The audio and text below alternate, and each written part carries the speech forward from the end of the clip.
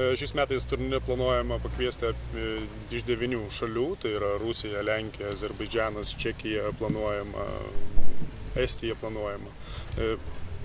Tai būtų tokios šalys pirminės, kurios yra patvirtinę atvykimą. Ir dalyvių skaičius turėtų sudaryti apie 100 žurnalistų.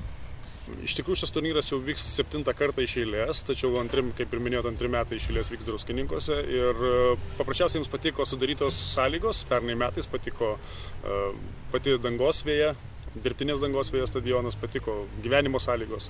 Iš principo apsisprendė daryti turnyrą 2 metais iš eilės Druskininkuose ir buvo kalbėta apie tai, kad tai būtų visiškai tęstinis projektas ir vyktų kiekvienais metais Druskininkuose.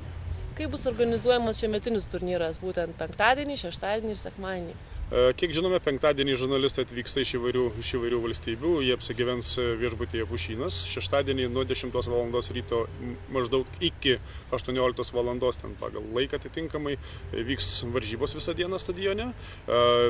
Baigėsi varžybos, įvyksta apdovanojimai ir sekmadienį ryte bandysim aplankyti slidinėjimo trasą bei Grūto parką. Ar šiemetinis turnyras bus gausesnis dalyvių skaičiumi negu praėjusiais metais? Taip, jisai bus gausesnis ir gausesnis, jeigu dabar neklystu, 4 komandoms daugiau bus.